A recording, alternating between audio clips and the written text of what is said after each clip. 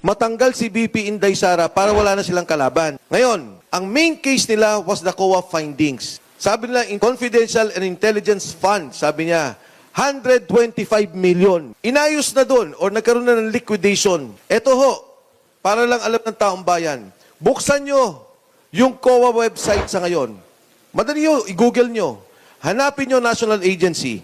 Magkano ang unliquidated, suspended na mga funds of the different agencies? Department of Agriculture, 8 billion pesos. Suspended, unliquidated. Pagdating mo sa DSWD, 10 billion pesos. May investigasyon ba? May hearing ba? May tanggalan ba sa posisyon? Dahil wala namang impeachment yung secretary. Wala. Pagdating mo ng Department of Health, 9.5 billion pesos. Andyan o. Suspended, unliquidated. Pero nasa COA pa. Tingnan nyo yung the DOH. Nakalagay pa doon about 125 million expired medicines or about to expire. May hearing ba? May pandinig ba? So, pinag-uusapan pa lang natin yung mga ahensya dahil pinaparallel ko yung charges nila against the Vice President against the agencies of government. CHED, Commission on Higher Education, 300 million pesos. Andyan po, suspended, unliquidated. Sa pangkamalakiang issue, ang dami natin pinag-uusapan dito sa flood control, billion. 1.5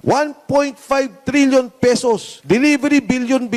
Nagkaroon ba sila ng investigasyon? Meron bang nakasuhan? So ito yung bangkalatan, tinitingnan natin na sitwasyon ng ating bansa, yung problema ng korupsyon o yung investigasyon na gusto nila. Ginigipit nyo yung isang Vice President na hindi pa nga nakasuhan. And yet, yung maraming kaso sa ngayon ay hindi nyo pinapansin.